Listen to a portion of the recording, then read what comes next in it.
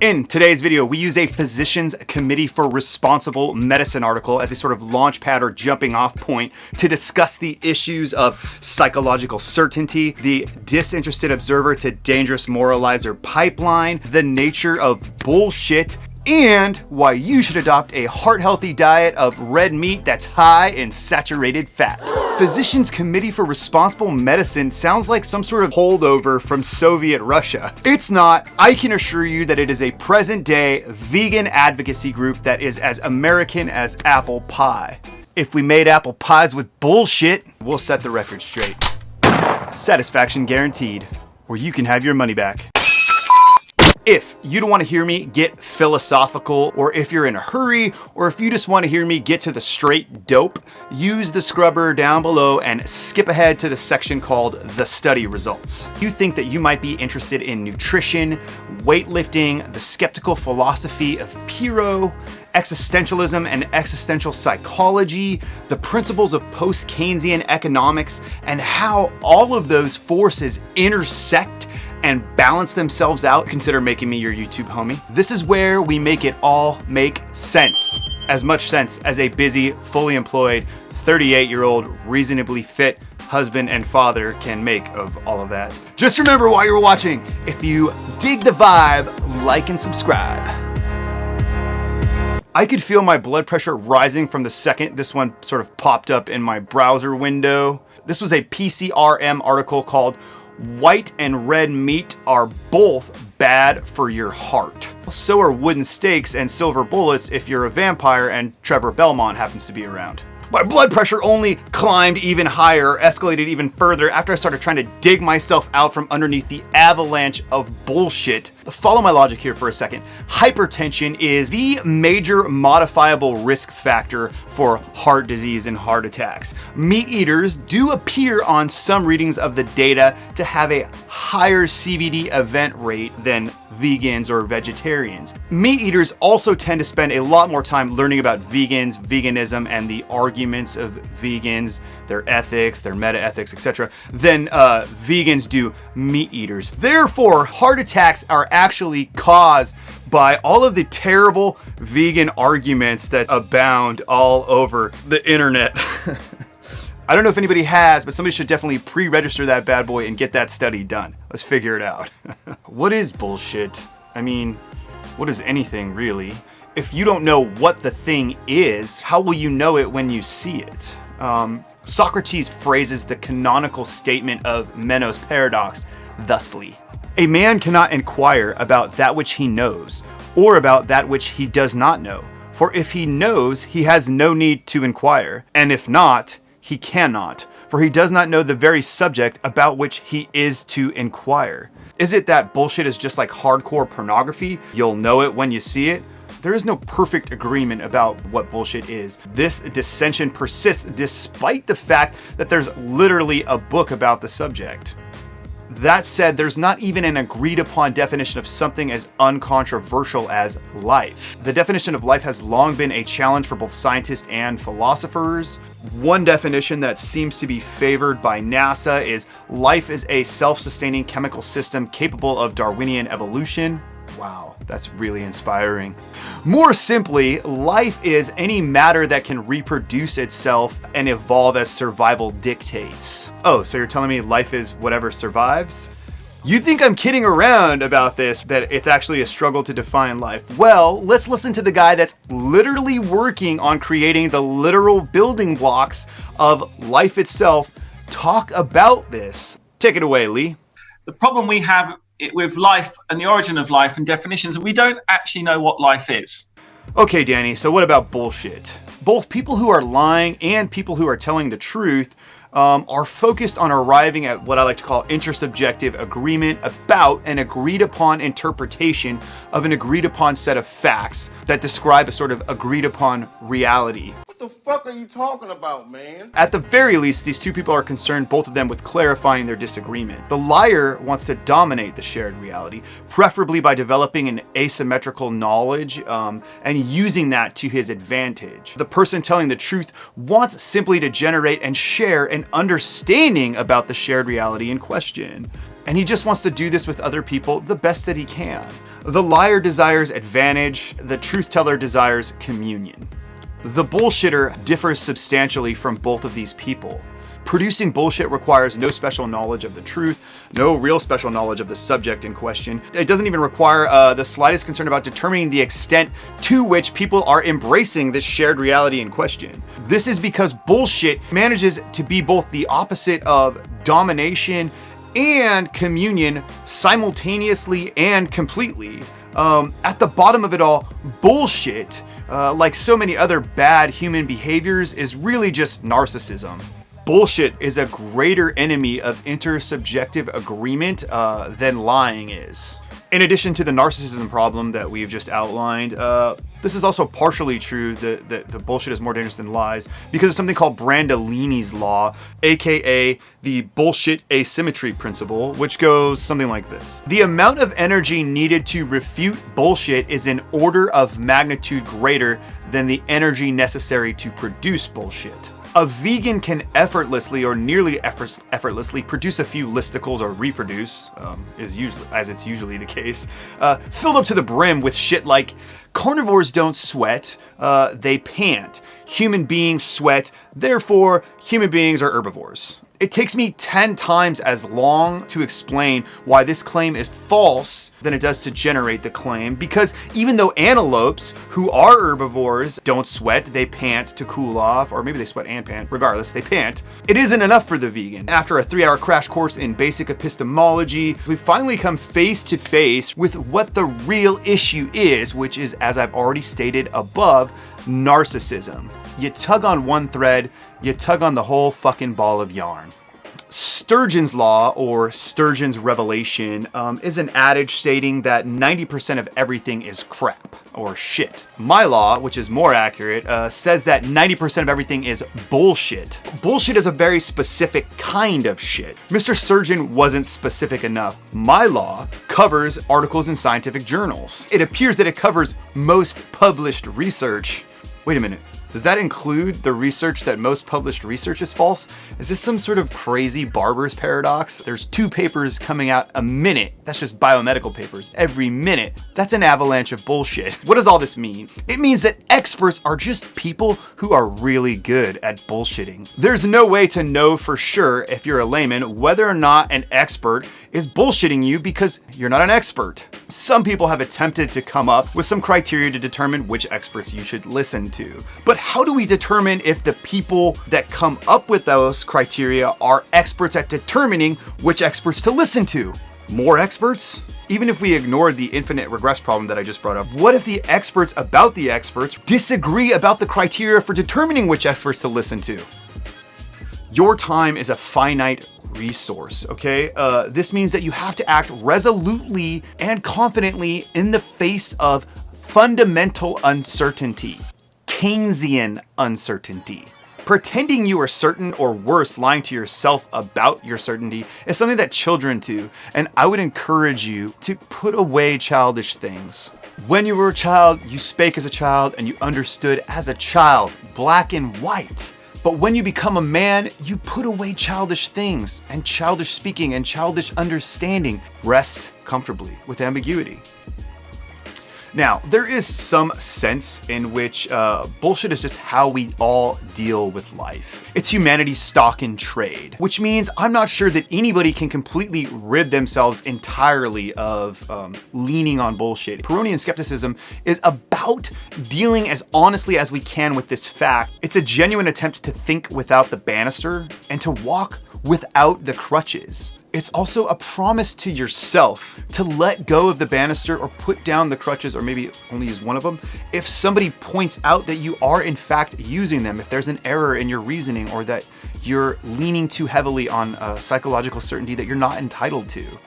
Sometimes people are refreshingly honest about this, even vegans. I want you to take a look at this. This is just a Reddit thread that I popped up. New vegan question. Is it permissible as a strict vegan to eat food that is grown with the aid of animal pollination? And this person responds, sorry, but this too has actually been asked before, and it has if you poke through the vegan Reddit threads. It usually gets brought up in honeybee threads. If you dig deep enough, nothing is technically vegan.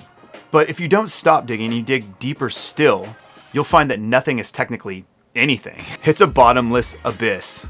But this does not have to be terrifying. This can be liberating. Finally, that brings us back to the particular vegan bullshit in question. It did not take me very long to read, actually. The article's only 2 paragraphs long, way shorter than what I've already talked about so far. And here they are. Red and white meat raise cholesterol levels equally. Oh, really? Compared to what? Researchers tested the effects of low saturated fat diets that drew their protein from red meat, beef and pork, white meat, chicken and turkey, or non-meat sources, legumes, nuts, grains, and soy products, in 51 participants, all of whom tested each of the 3 diets separately for 4 weeks. They also did the same thing with high saturated fat diets, drawing their protein from the same red, white, and non-meat sources in 62 participants. Some people washed out, or more people washed out in the other one. This is the difference for the number in participants. There's actually a 2-week run-in diet period as well, which, as we'll see, will become important further on. It turned out that both white and red meat raised LDL, bad cholesterol, compared with plant-based proteins, and did so to about the same extent. That's one way to phrase this, but we're going to phrase it a little differently after we go over some numbers. The researchers pointed out that their findings supported favoring meatless protein sources, and that white meat was no better than red meat when it comes to heart disease risk. Links to both the article and the full text of the study in question, which is free on PubMed, that they are referencing are both in the description down below if you want to follow along. The P.C.R.M, the Physicians Committee for Responsible Medicine. Who's the commie over there?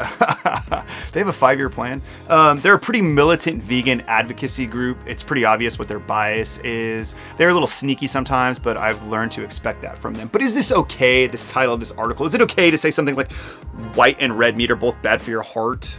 Well, I mean, I guess that depends what's in the study, right? And that they're referencing. So I saw this and I thought, I'm going to read this. There was one reference in the study. And I'm sure they really do believe that the title of their article accurately reflects the results of the study in question. Heck, the guys that wrote the study might agree because they said, and I think in the conclusion to their study article, given the emphasis placed on lowering LDL cholesterol concentrations and dietary guidelines for reducing risk of CVD in the general population, our present findings may have implications for the development of future dietary recommendations. Based on the predicted effects on CVD risk of lowering LDL cholesterol as well as ApoB, substitution of vegetable sources of protein for meat, either red or white, together with substitution of unsaturated fat for saturated fatty acids would be considered to yield some benefit. It's never really quantified properly in this study, but that's okay. This inference is consistent with current U.S. Dietary guideline recommendations for dietary patterns, including high amounts of vegetables and fruits and low levels of saturated fatty acids. This is pretty arrogant. A study of a few dozen people for a dozen weeks may have implications for the development of future dietary recommendations. That seems like a stretch, bro. Seems a little thin. Pretty thin, very thin. However, the present findings also bring into consideration the fact that differing ApoB containing lipoproteins have differing relations to CVD risk. In particular, as summarized elsewhere, large LDL particles measured by several different methodologies have not been associated with CVD in multiple population cohorts, in contrast to the associations observed for concentrations of medium, small, and/or very small LDL. Although these selective relations have been challenged in large part due to the effects of adjustment for multiple covariates, it is noteworthy that several studies have demonstrated their persistence after adjustment for LDL cholesterol and other lipids.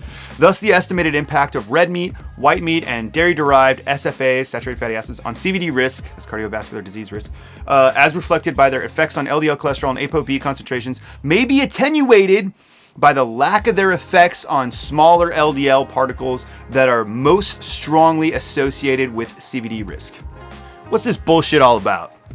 Well, it seems it's a little more complicated than they're letting on in the title in the article. What was the objective of the study, their methods, their results? Their objective, they say, we tested whether levels of atherogenic lipids and lipoproteins differed significantly following consumption of diets with high red meat content compared with diets of similar amounts of protein derived from white meat or non-meat sources, and whether these effects were modified by concomitant intake of high compared with low saturated fatty acids. They had 2 dietary paths. They had a run-in period, high sat fat and low sat fat. Run-in diet, red meat, white meat, non-meat protein sources. Generally healthy men and women aged 25 to 65 years old, most with a BMI that was acceptable or within range, some who were overweight. I think about 16% were obese. They were allocated to the two different wings of the study, and then they all, right, for either the high sat fat or the low sat fat, went through each of the runs of the diets. The results were, their analysis included participants who completed all 3 dietary protein assignments. That was 61 for the high sat fat group, 52 for the low sat fat group. LDL cholesterol and ApoB were higher with red and white meat than with non-meat, independent of saturated fatty acid content. So regardless of whether they were in the high fat or the low fat group, that those red and white meat proteins increase LDL and ApoB. This was due, however, primarily to increases in large LDL particles, whereas small plus medium LDL and total to high density lipoprotein cholesterol was unaffected by protein source. Wait a minute. Didn't they just say above that large LDL particles measured by several different methodologies have not been associated with CVD in multiple population cohorts? Yes, they did. They concluded still, however, that the findings are in keeping with recommendations promoting diets with a high proportion of plant-based food, but based on lipid and lipoprotein effects, do not provide evidence for choosing white over red meat for reducing CVD risk. Do they provide evidence that red and white meat are harmful? I am really glad that you asked that question. Let's take a look at table 3 here and find out what impact these various diets had on the blood lipids of the study participants. That way we can see if truly white and red meat are both bad for your heart or not. Luckily, actually, the only column we really need to look at is the far left column, which is the results of the high saturated fatty acid red meat diet. These were the highest numbers for any of the diets on literally every bad measure. There was one exception having to do with triglycerides, which we don't need to worry about because it actually performed better than the other diets. As you can see, total cholesterol was 4.42 millimoles per liter. That's 170.92 milligrams a deciliter. Total cholesterol under 200 milligrams a deciliter is desirable for adults. We are solid on the total cholesterol front. LDL cholesterol was 2.64 millimoles per liter. That's 102.09 milligrams a deciliter. LDL cholesterol less than 100 milligrams a deciliter is optimal. Levels between 100 and 129 are near optimal or slightly above. We are definitely solid on the LDL cholesterol front. HDL cholesterol was 1.34 millimoles per liter, which is 51.82 milligrams a deciliter. We want our HDL over 60 milligrams a deciliter, and we're really only at risk if it's under 40 milligrams a deciliter. So we weren't optimal. However, not one of these diets happened to produce a level that was over 60 or under 40, so they were all kind of technically within range. However, should we have titled the article, "Low Saturated Fatty Acid Diets with Non-Meat Protein Sources Are Incapable of Achieving an Optimal HDL Level"? Would that have been a reasonable interpretation or, promulgation of the study results? No, of course not. Many clinicians now believe that your non-HDL cholesterol, moving on, may be more useful than your cholesterol ratio for calculating your risk. And either option appears to be a better risk predictor than your total cholesterol level or even your LDL level. So what was our non-HDL cholesterol level? It was 3.08 millimoles per liter, which is 119.1 milligrams a deciliter. An optimal level of non-HDL cholesterol is less than 100 milligrams per deciliter. So we are solid on the non-HDL cholesterol front. Triglycerides were 0.95 millimoles per liter. That's 36.736 milligrams a deciliter. Less than 150 milligrams a deciliter is good. So we are very solid on the triglycerides front. ApoB, we had 0.73 grams per liter. That's 73 milligrams a deciliter. Normal levels of ApoB 100 in adults are less than 100 milligrams a deciliter. So we're solid on the ApoB front. A word about the ApoB to ApoA1 ratio. Some studies demonstrated that this ratio can discriminate between patients with coronary artery disease and those without, even when those patients have otherwise normal lipid profiles. Our ratio here, as you can see, was 0.57. A high risk level starts at 0.9 for men and 0.8 for women. So we are solid on the ApoB to ApoA1 ratio front as well. Our total to HDL cholesterol ratio was 3.41. According to the American Heart Association, you should aim to keep your ratio below 5, with the ideal cholesterol ratio being 3.5. So we are solid on the total cholesterol to HDL cholesterol front ratio as well. I mean, there is literally nothing clinically significant here as far as risk factors go. This patient, in fact, would get a fucking high 5 from his doctor. But wait, there's more. So this is the numbers from table 2. These are the results from right after the 2 weeks of the baseline diet or the run-in diet we were talking about. You can see total cholesterol is 4.5, LDL is 2.69, HDL 1.35, non-HDL 3.16. Anyway, I put all of the numbers from table 3 next to the numbers from table 2. And as you can see, total cholesterol was lowered by the high saturated fatty acid red meat diet. LDL cholesterol was lowered by the high saturated fatty acid red meat diet. HDL cholesterol stayed about the same. Non-HDL cholesterol was lowered by the high saturated fatty acid red meat diet. The ApoB to ApoA1 ratio stayed the same. And the total cholesterol to HDL cholesterol ratio was lowered by the high saturated fatty acid red meat diet. Do you see the fucking problem here? Yeah, technically red and white meat diets, high in saturated fatty acid, quote, raised, end quote, cholesterol when compared to diets that use non-meat sources for their protein. But they raised them within completely optimal ranges. They also improved all of the important biomarkers when compared to the run-in diet. Technically, I could have truthfully entitled my article about this study, Red and White Meat Lower Cholesterol Levels Equally, at least when compared to the run-in diet. Do you see the problem here? I could have very truthfully titled an article about this study, the exact opposite of the P.C.R.M. I could have called my article, White and Red Meat Are Both Great for Your Heart. And we don't know because we don't have the data, but it might have been a massive improvement compared to their normal free-living diets. Remember what I said at the beginning of this video? The same study the P.C.R.M. is using to put you off eating meat, I'm using to justify adopting a diet of red meat that is high in saturated fatty acids. And here's my own personal rephrasing of Menno's paradox for you.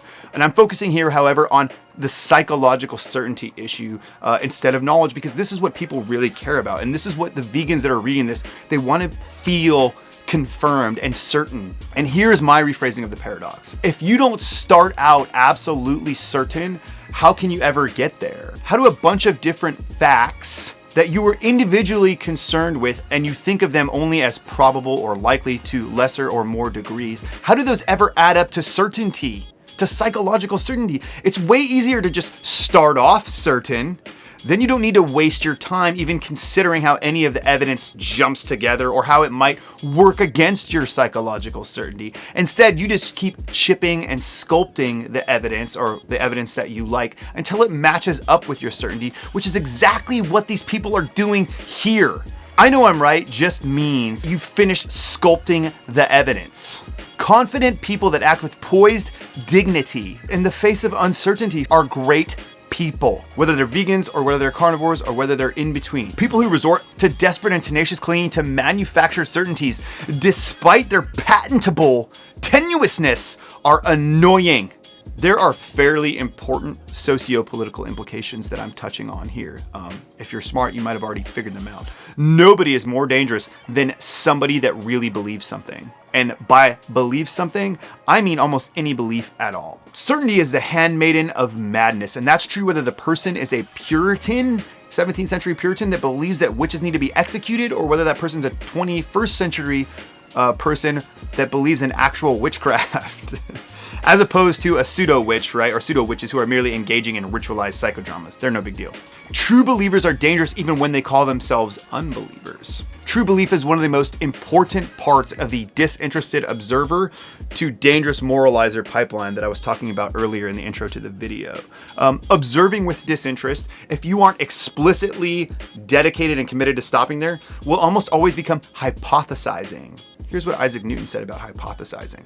Hypotheses desire to be taken seriously. So if they get their foot in the door and they get together and they start calling themselves science with a capital S, and they come up with some rules for producing thoughts. Thoughts eventually turn into ideas. Ideas tend to get in the ring and they fight each other until there's only one idea left standing. The idea left standing becomes the champion of ideas and gets to wear the belt. The belt the idea wears is the belt of belief. Ideas die and they're buried wearing this belt of belief. They're entombed and immortalized as ideologies. Ideologies resurrect from the dead as zombies. These zombies are what I call moralities, and they walk among the rest of us living, disinterested observers trying to feast on our brains. Check it out, that's cool. It's not enough for most people. This is because for most people, the eye is not satisfied with seeing. In a flash of the very eye that sees, seeing itself is transformed into believing, and believing thinks to itself, I'm right about this. Believing is an officious and imperious little Beliefs are ambitious and almost always decide that you need correcting. People that really see something, they don't feel the need to prove it or correct you. It isn't like that scene in They Live. This is because seeing is not constructive, it's passive. It doesn't create reality, it receives it. It's not art, it's just looking at art. You don't get angry when somebody doesn't see something that you see. I mean, you might be sad, perhaps mystified. You might try to show that to them, but you don't get angry. You get angry when somebody else doesn't appreciate your work. And you get angry because you worked hard constructing a beautiful belief, a towering structure of beliefs even. And this asshole doesn't seem to care. Let me leave you with the words of the Buddha, the wise words of the Buddha. Holding on to anger is like grasping a hot coal with the intent of throwing it at someone else. You are the one who gets burned. Hey, thanks a lot for sticking around. You must have enjoyed the video. If you dig the vibe, like and subscribe. It's your boy Danny reminding you that you are beautiful, capable, and strong. That's right, BCS crew represent. Which means you are good enough for whatever fate cooks up and sends your way. And you are gonna stay that way because you are gonna eat meat and move weight. Chuck-a-deuce. Is the intent to deceive there? I mean, I don't think so. That's why I titled the video Vegan Bullshit instead of Vegan Lies.